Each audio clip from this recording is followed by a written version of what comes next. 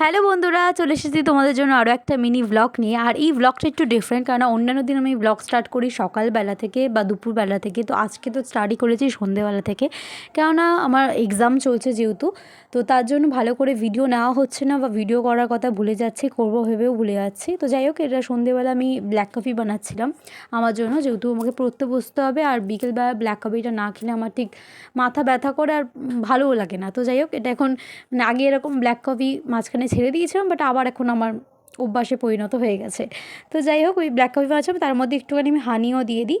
মানে বেশি দিই না, একদম যাতে পুরো মিষ্টি হয়ে যাক, মানে একটুখানি দিয়ে দিই বাস। আর তোমাদের সাথে দেখো, ভিডিও করতে করতে গল্প করতে করতে আমার এখানে কফিও রেডি হয়ে গেছে।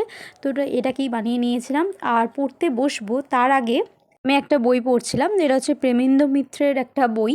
আর এই বইটা আমার কাছে খুবই স্পেশাল, তার কারণ হচ্ছে আমার বার্থডেতে এই বইটা আমাকে আমার স্যার দিয়েছিলেন। উনি আমার খুব পছন্দেরই একটা স্যার ছিলেন। তো যাই হোক, আর উনি আমাকে বলেছিলেন যে বইটা পড়তে। আমি এমনি তো বই খুব একটা পড়ি না, কোনো বই মানে পড়ার বই ছাড়া, এমনি সিলেবাসের ছাড়া। বাট এই বইটা যেহেতু উনি বলেছিলেন, তো আমি তাই জন্য পড়তে চালু করেছিলাম। তো একটু একটু পড়ছিলাম, যেহেতু এক্সাম চলছে।